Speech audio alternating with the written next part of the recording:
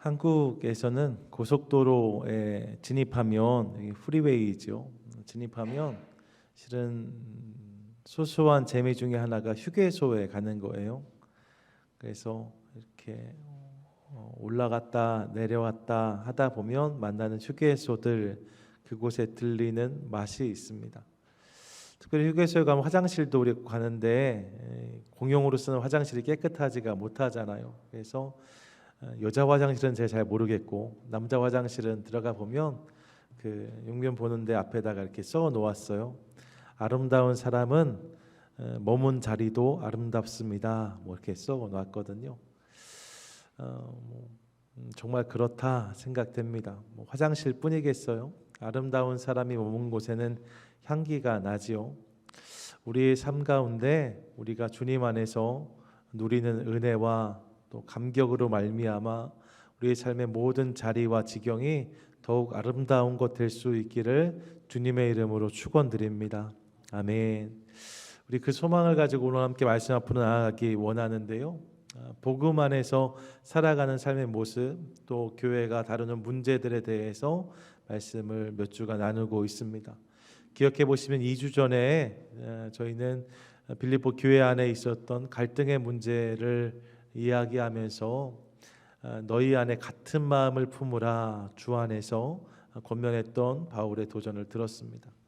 예, 갈등의 상황 앞에서 같은 마음을 품는 것 중요하다는 거죠. 그런가 하면 지난 시간에는 주 안에서 항상 기뻐하라는 말씀을 함께 나누었습니다. 주님 안에서 기쁨을 누리며 살아가는 것, 그것도 성도의 삶에 있어서 중요한 부분이라는 거죠. 빌립보 교회가 만나고 있는 상황과 현실이 기뻐할 수 없는 것이었지만 주님 때문에 기뻐하는 인생을 살라는 도전을 우리 함께 만났어요. 그리고 오늘 세 번째로 바울은 빌립보 교회에게, 또 성경은 오늘의 모든 교회와 성도들에게 이렇게 권면합니다. 너희 관용을 모든 사람에게 알게 하라, 이렇게 말씀해요. 너희 관용을 모든 사람에게 알게 하라.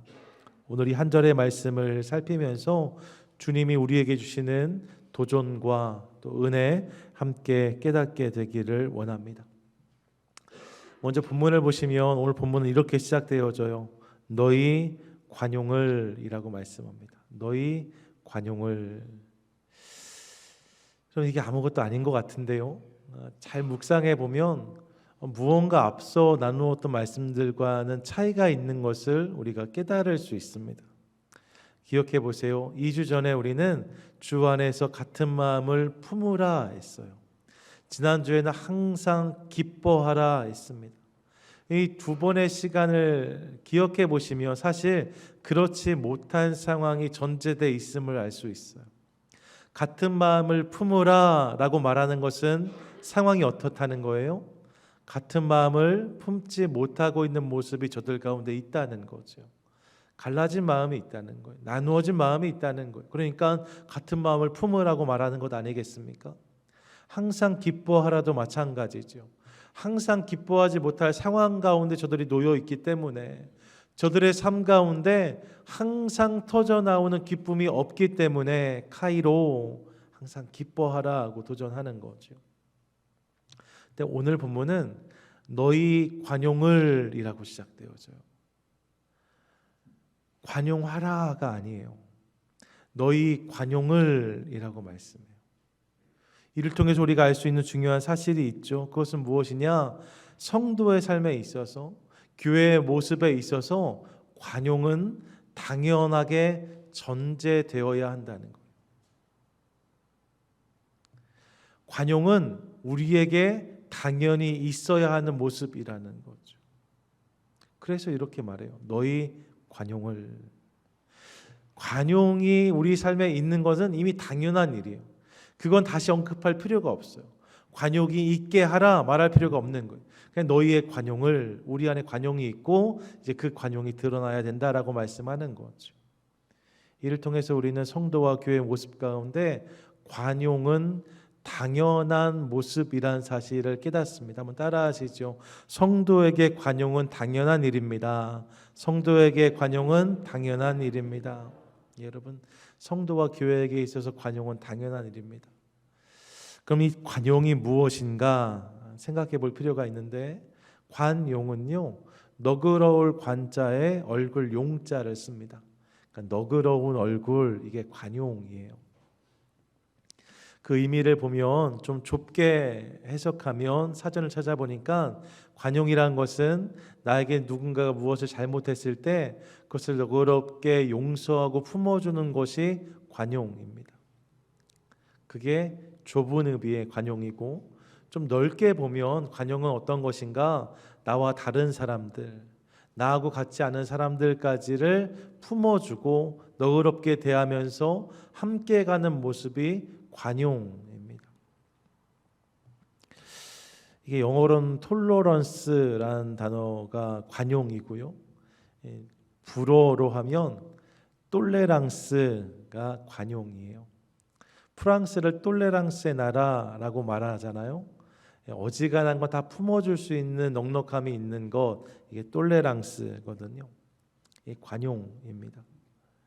헬라어로 보면 이 관용이란 단어를 에피에이케스라고 사용했어요. 에피에이케스라는 단어가 관용인데, 그런데 헬라어로 이 단어를 사전으로 찾아보니까 조금 더 풍성한 의미가 있습니다. 그냥 나와 다른 사람들을 품어주고 나에게 잘못한 것을 용서하는 것, 이것만 관용이 아니라 그것을 통하여서, 나와 다른 사람들을 품고 잘못한 것을 용서하는 것을 통하여서 저들에게 온유와 친절을 보여주는 것, 이게 에피에이케스예요. 그러니까 성경에서 말하는 관용은 나와 다른 사람들을 용납하고 품어주면서 그들을 친절하게 상냥하게 대해주는 것, 이 관용이라는 거죠. 그래서 NIV 성경에서는 이 관용을 젠틀리스라는 단어로 번역했습니다. 젠틀리스, 우리 젠틀하다고 하잖아요.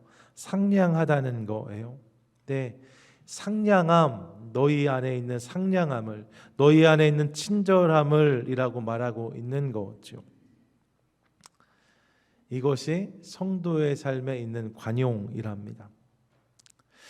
여러분, 관용을 그렇게 생각하면 말입니다. 관용이 용서해 주는 것, 너그럽게 대하는 것, 품어주는 것, 친절한 것, 상냥한 것이라고 생각한다면, 사실 관용은 강자의 미덕이라는 사실을 우리가 알 수 있어요. 다른 이들을 포용하고 용서하는 것은 강자의 모습입니다.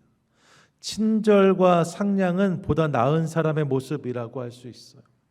좀 더 나은 사람이, 좀 더 성숙한 사람이 보여주는 모습이 이 관용이라는 거죠.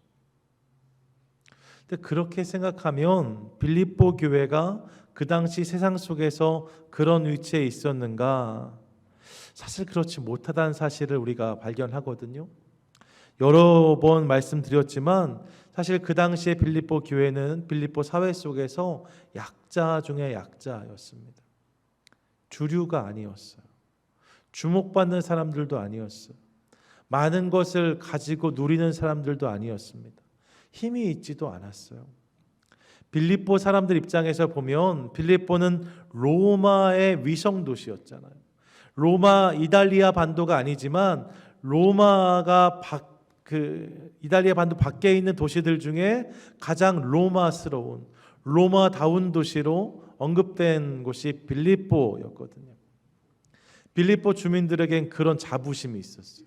우리가 대국의 사람이다, 이거 말이에요. 요즘에 북경에서 올림픽 하는데 중국 사람들도 또 미국인들도 그런 자부심이 있죠. 우리가 대국의 사람이다라는, 강대국이라는 자부심이 있잖아요.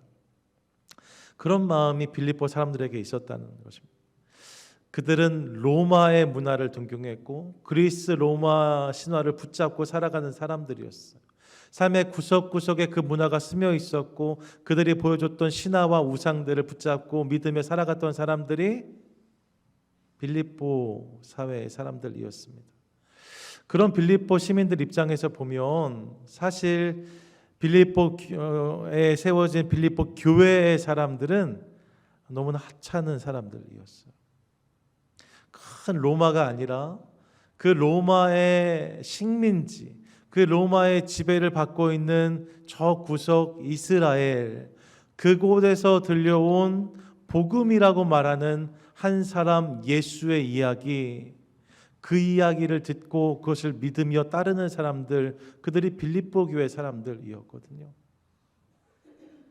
그래서 어떤 이들은 이 빌립보 교회 사람들을 무시했고 우습게 여겼고 비방했고 조롱했고 조소했습니다. 빌립보 교회 사람들은 빌립보 사회 속에서 인정받는 사람들, 대단한 역할을 하는 사람들이 아니었다는 거예요. 아니요, 설령 그런 역할을 했었던 사람들도 예수를 믿는다는 이유만으로 이제 더 이상 그런 대우를 기대할 수 없었던 것이 그들의 모습이었습니다. 세상적인 기준으로 보면 빌립보 교회는 약자의 자리에 서 있었다는 거예요.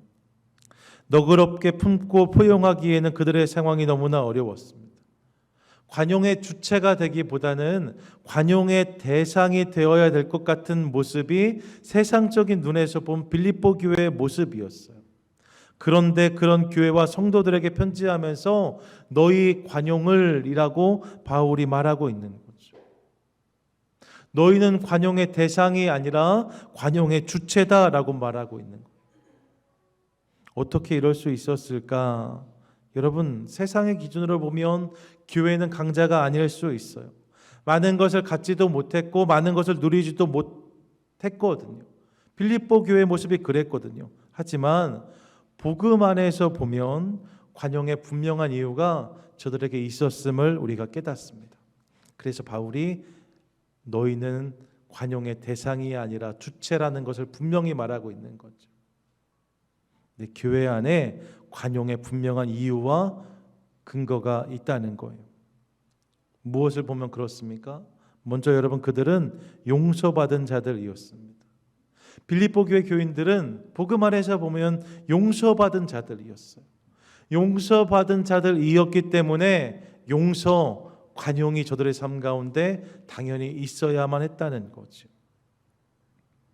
우리가 이미 아는 것처럼 예수님은 1만 달란트 빚 탕감받은 자의 비유를 통해서 큰 빚을 탕감받은 자의 삶 가운데 그러지 못한 사람을 용서하고 그런 못한 사람의 빚을 탕감해 주는 것은 당연한 일이 되어야 된다라고 말씀하세요.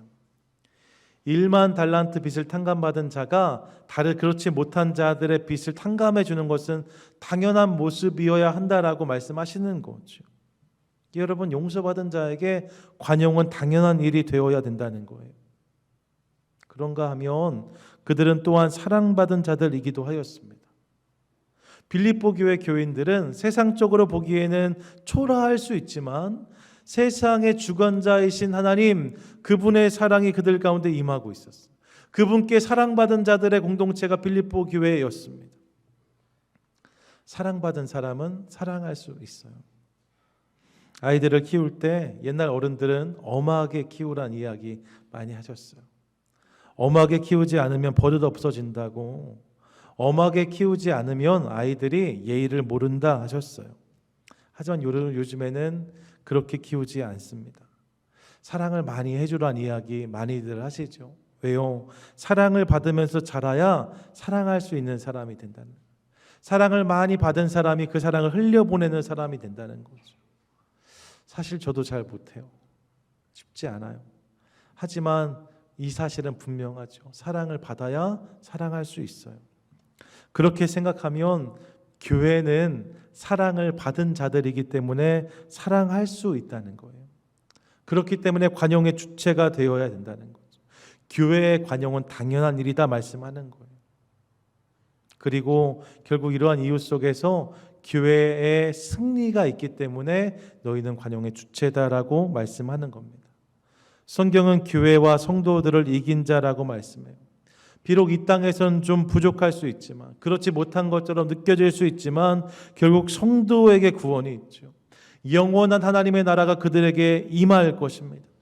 잠깐이란 시간 속에서 그러지 못할 수 있지만 영원이란 시간 속에서 우리는 승리자이기 때문에, 그 승리가 우리에게 약속되어 있기 때문에 우리는 영적인 강자들이라는 거예요.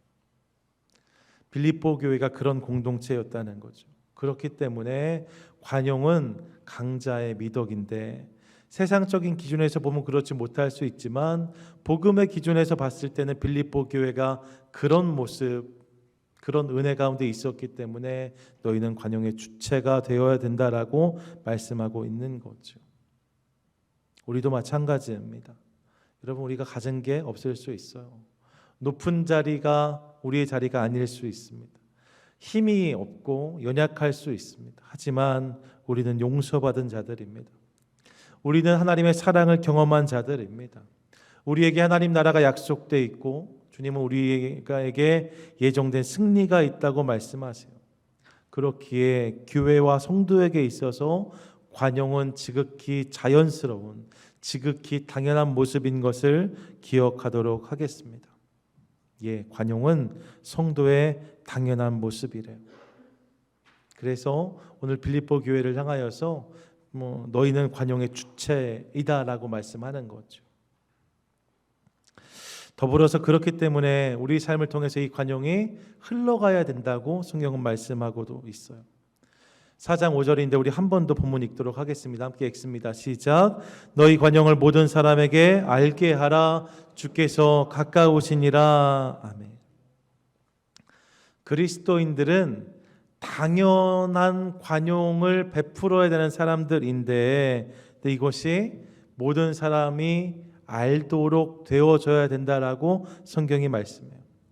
이것이 삶을 통해서 드러나야 한다는 거죠.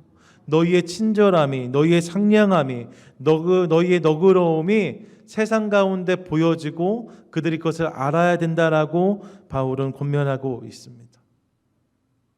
우리가 그러니까 관용은 우리의 당연한 모습인데 그것이 드러나야 된다는 거예요. 여러분, 맛볼 수 없는 음식, 탈 수 없는 자동차, 들어가 살 수 없는 집, 이런 게 여러분 무슨 의미가 있겠어요? 사실 생각하면 아무 의미가 없지요. 마찬가지라는 거예요. 그리스도인 안에는 관용이 있어야 되는데 이 관용은 드러나야 된다는 거죠. 표현되지 않는 친절, 드러나지 않는 상냥, 나만 아는 상냥함, 우리끼리만 아는 친절함, 의미가 없다는 거예요. 우리가 그런 이야기 하잖아요. 알고 보면 부드러운 남자입니다. 알고 봐야만 느낄 수 있는 부드러움은 큰 의미가 없어요. 알지 못해도 부드러움이 느껴져야지 그게 정말로 좋은 거죠. 그런 말씀을 하는 거예요. 성도의 삶 가운데서 표현되지 않는 친절, 드러나지 않는 상냥, 그게 아니라 우리 삶을 통해서 관용이 드러나야 된다는 거예요. 성도와 그리스도인들은 안으로는 믿음이 좋은 사람들이고 밖으로는 상냥하고 친절한 사람이 되어야 된다라고 말씀하고 있어요. 2월달 달력 보셨어요? 벌써 우리 2월이 되었는데 2월 달력 보시면 거기에 이렇게 쓰여져 있어요. 그리스도인이란 안으로는 그리스도를 모신 사람이며 밖으로는 그리스도를 닮은 사람입니다 라고 적혀 있습니다. 그리스도인들이 그런 사람이라는 거예요. 그리스도인은 안으로는 그리스도를 모신 사람이고 밖으로는 뭐라고요? 그리스도를 보여주는 사람들, 그리스도를 닮은 사람들이라고요.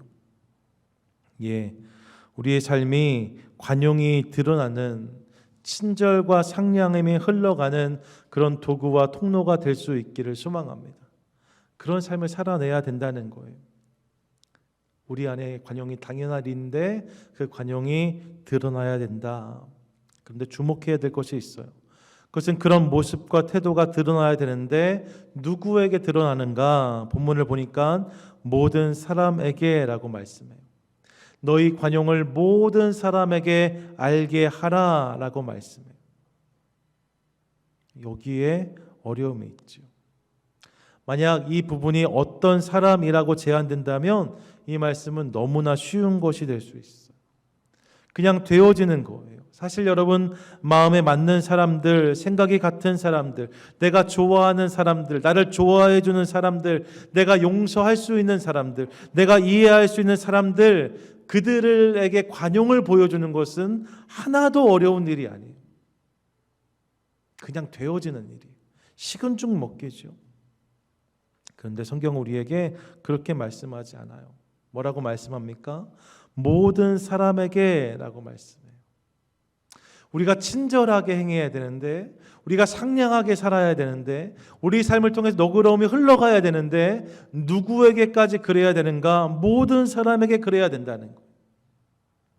나하고 마음이 맞지 않고 생각이 같지 않아도, 내가 좋아하지 않고 나에게 잘해주지 않아도, 심지어 내가 용서할 수 없고 내가 이해할 수 없는 사람들에게까지라도 우리를 통해 관용이 드러나야 된다라고 성경은 말씀하고 있어요. 그들에게 우리의 관용을 보여줘야 된다는 거죠. 모든 사람에 대해서 너그럽고 친절하게, 상냥하게 그들을 품고 용서하는 모습이 있어야 한다라고 성경이 말씀하고 있는 거예요. 사랑하는 여러분, 이 사실을 기억하는 저와 여러분 될 수 있기를 소망합니다. 성도는 모든 사람에 대해서 관용을 베푸는 사람이 되어야 돼요. 성도는 모든 사람에 대해서 친절하고 상냥한 사람이 되어야 돼요. 불친절한 교회, 상냥하지 않은 성도, 이것만큼 어색한 곳이 없습니다. 주님의 사랑, 주님의 은혜를 기억하면서 우리의 관용을 날마다 드러내고 보이는 귀하고 복된 성도들이 다 되실 수 있기를 주님의 이름으로 축원드립니다. 아멘. 여러분, 그런 모습이 있어야 된다는 거예요.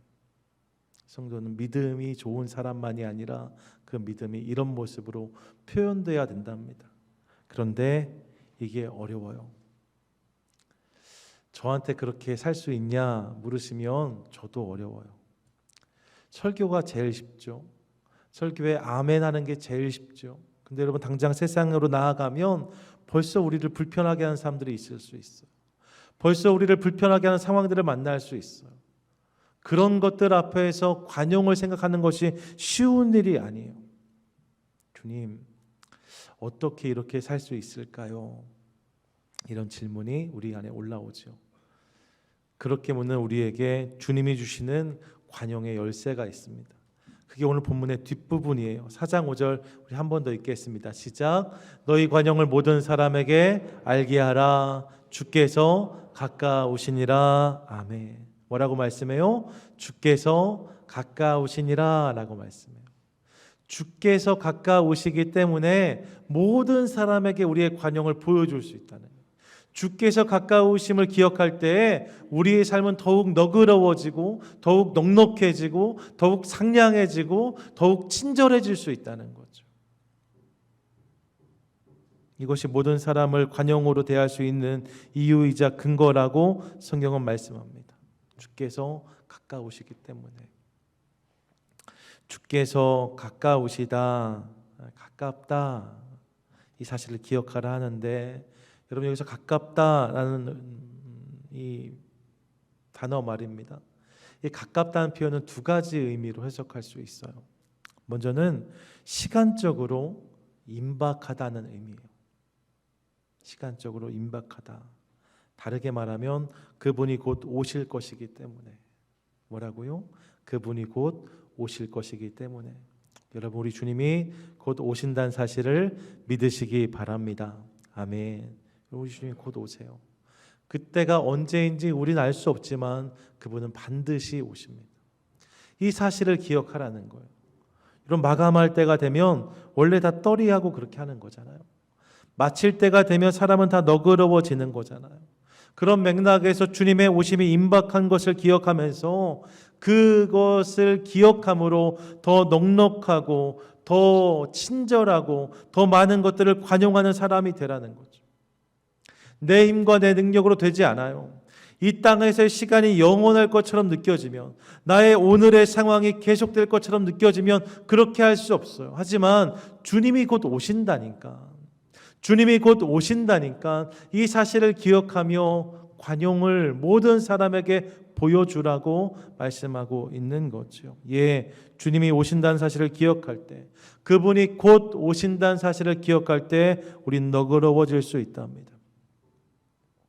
동시에 주님이 가깝다는 것은 거리적인 가까움도 의미해요. 공간적인 가까움을 의미한다는 거죠. 사실 대부분의 성경학자들이 본문을 해석할 때 임박한 주님의 재림을 생각하면서 바울이 이 표현을 썼다라고 해석해요. 맞아요. 그런데 이번 주에 제가 이걸 원문으로도 보고 영어 성경도 보고 찾다 보니까요, 사실 그렇지 않은 면이 분명히 있어요. 본문에서의 이 가깝다는 단어가 원어로 앵귀스란 단어인데요, 이 앵귀스란 단어를 사전으로 찾아보면 시간의 가까움이라는 의미도 물론 있지만 사실 훨씬 큰 의미는 공간적인 가까움에 있어요. 가까이 있다는 거예요. 그분이 가까이 계시다는 거예요. 그래서 NIV 성경을 보니까요, 이 부분을 어떻게 번역했냐면 The Lord is near라고 번역했어요. near가 뭐예요? 가까이잖아요. 주님이 가까이 계시다는 거예요. 킹 제임스 버전은 이것을 이렇게 번역했어요. The Lord is at hand라고 번역했어요. at hand. 내 손이 닿을 곳에 계시다는 거예요. 내 바로 곁에 그분이 계시다는 거예요. 이 사실을 기억하라는 거죠. 주님이 가까이 계시기 때문에, 얼마나 그분이 가까이 계신가? 내 옆에 계시기 때문에. 여러분 옆에 주님이 계시기 때문에 이것을 기억하면서 그분이 사랑하는 자들, 그분이 용서한 자들, 그분이 품어주신 자들을 관용하라고 성경이 말씀하고 있는 거예요. 그 주님이 내 곁에 계심을 기억할 때 우리는 모든 사람에게 우리의 너그러움을 보여줄 수 있다라고 성경이 말씀하고 있는 거죠. 나만 있다 생각하면 그럴 수 없어요. 하지만 주님이 내 곁에 계시다 생각하면 품어줄 수 있는 거죠. 그런 모습이 우리 삶 가운데 흐르게 되기를 간절히 소망합니다. 오늘 수도원에 많은 소년들이 함께 공동으로 생활하고 있었는데, 이 수도원 원장이 그 많은 소년 중에 한 소년을 유독 편애했어요. 예뻐했어요. 다른 원생들 보기에 이게 불합리한 거죠. 우리 원장님이 참 좋은 분인데 근데 이 부분만큼은 불합리하다. 그래서 수도 원장에게 수도 원생들이 찾아가서 좀 불공정합니다. 불공평합니다. 왜 저 친구만 그렇게 사랑하시는지 우리한테 이유를 좀 알려주십시오. 설명해 주십시오. 이야기했더니 원장이 원생들을 다 모았어요. 그리고 새를 한 마리씩 손에 다 쥐어주고, 그러면 내가 오늘 숙제를 하나 내줄 텐데 지금부터 오늘 하루를 나는 동안에 아무도 보지 않는 곳에 가서 이 새를 죽여서 가져와라. 이게 오늘 내가 내주는 숙제다. 이렇게 했어요. 다 들었는데 뭐 어렵지 않게 그 일을 행한 거죠. 대부분의 원생들이, 아니요, 모든 학생들이 다 그 새를 죽여서 저녁 때 돌아왔습니다. 그런데 그 수도 원장이 사랑하는 그 원생 하나요, 그 친구만 오지 않은 거예요. 다른 원생들이 수도 원장에게 이거 보십시오. 모이는 곳에 오지도 않고 아직도 그 일을 행하지 못한 것 같은데 원장님의 말을 듣지 않는 그 친구를 왜 사랑하시는 거예요? 이렇게 따져 물은 거죠. 막 찾아다녀서 찾아냈는데 보니까 그 소년이 새를 정말로 그냥 들고 서 있는 거예요. 당연히 죽이지 못하고. 원장이 그 학생을 앞으로 불러서 물어봤어요. 내가 오늘 아침에 분명히 아무도 보이지 않는 곳에 가서 이 새를 죽여서 가져오라고 이야기했는데 왜 그렇게 하지 못했니? 물었더니 그 원생이 한 말 우리 이미 알잖아요. 어느 곳도 아무도 보지 않는 곳이 없었어요. 나무 뒤에 가도 주님이 나를 보시고 바위 틈으로 들어가도 주님이 나를 보셔서 아무도 보지 않는 곳 찾을 수가 없어서 그렇게 할 수가 없었습니다. 그렇게 말했다는 거죠. 그 대답을 듣고 그 수도 원장이 내가 이 친구를 사랑하는 이유가 여기에 있다, 이렇게 말했다는 일화가 있습니다.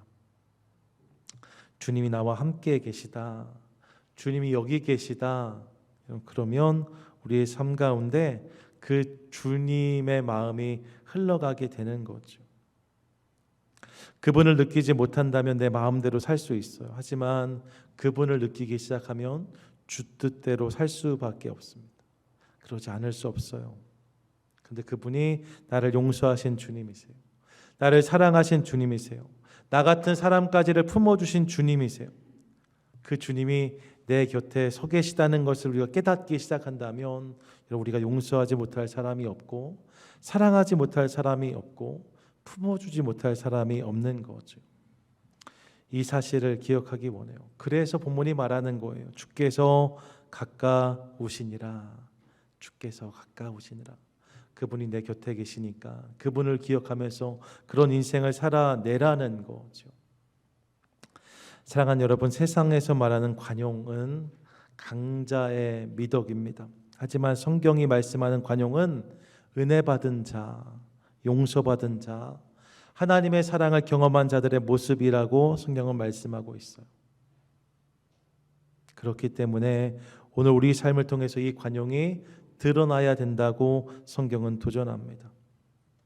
여러분 생각해 보면 천국은 나하고 마음이 꼭 맞는 사람들만 모여 있는 곳이 아니에요.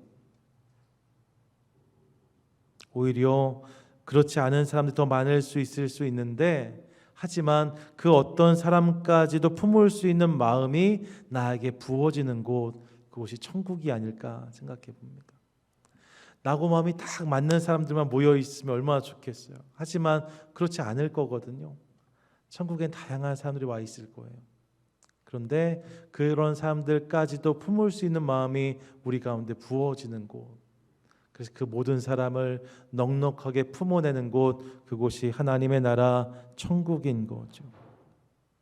그 모습이 오늘 이 땅에 우리 삶 가운데도 있어야 된다고 성경은 말씀하고 있습니다. 사랑하는 여러분, 성도에게 있어서 관용은 당연한 자세이자 태도, 모습이랍니다. 그것을 내가 아는 것이 중요한 게 아니라 그것이 내 삶을 통해서 드러나야 된다라고 말씀해요. 주님이 내 곁에 계심을 깨달을 때, 주님이 내 곁에서 함께하고 계심을 믿기 시작할 때 그 삶이 우리 삶 가운데 되어진다고 성경은 우리에게 오늘 권면합니다. 기억하십시오. The Lord is near. The Lord is at hand. 주님이 가까이 계시대요. 주님이 내 곁에 서 계시대요. 이 사실을 기억함으로 세상에서 말하는 관용을 넘어서 하나님 나라의 백성의 삶 가운데 흐르는 그런 친절과 상냥, 관용이 우리 삶을 통해서 드러나고, 그것을 통하여서 우리 삶의 모든 지경이 하나님 나라가 되어지는 축복을 누리는 저와 여러분, 우리 모두가 되시기를 주님의 이름으로 간절히 축원드립니다. 아멘. 옆에 분들과 한번 같이 인사하세요. 당신 곁에 주님이 계십니다. 주님이 계십니다. 예. 여러분, 그분 때문에 더 상냥하게, 더 친절하게, 더 너그럽게 살아가는 복된 성도들 되시기를 한 번 더 주님의 이름으로 축원드립니다. 아멘.